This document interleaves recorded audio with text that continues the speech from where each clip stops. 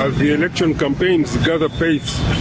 All the posters of the different candidates from the different political parties vying for the different positions in public administration are now all over the public space in the country. Remember that after the last general elections, there were complaints that the election was stolen.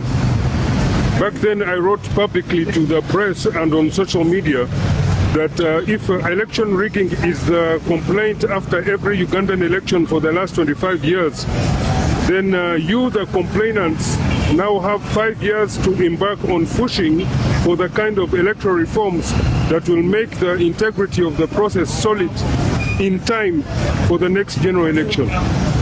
I even suggested that Ugandan political parties that are complaining should organize an official technical assessment visit to South Africa and bring the live tallying electronic system of South African elections to Uganda, since that system has removed almost all election rigging complaints in South Africa for the past 20 years. Our members of parliament could even bring the system for scrutiny at the East African Parliament to try and harmonize elections integrity in all the East African community countries. Technology alone can go a long way in this regard. As usual, nobody in Uganda did anything about election reforms for the last 5 years since the previous general election. And here we are again dashing for the same as if something has changed. World-renowned physicist Albert Einstein once said, "Madness is repeating the same thing and expecting a different result."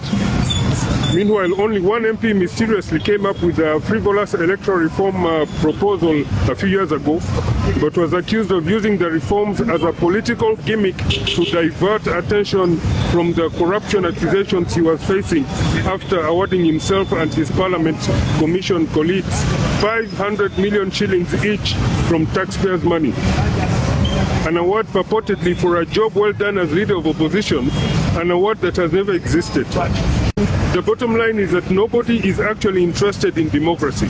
Everyone is happy with the situation as is, including those who might want to keep having a great excuse for losing instead of actually solving the problem that they claim is why they are losing.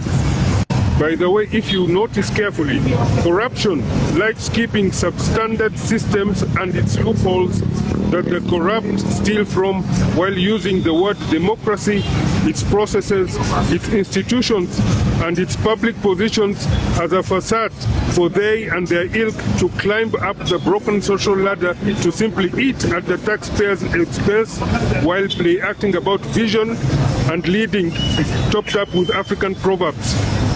For those who are planning to complain about election rigging, my message to you is, action speaks louder than words. If for 5 years the complaining political parties and their leaders couldn't stand up to try and bring democracy to Uganda, yet they are even in parliament, then what is the purpose of these political parties?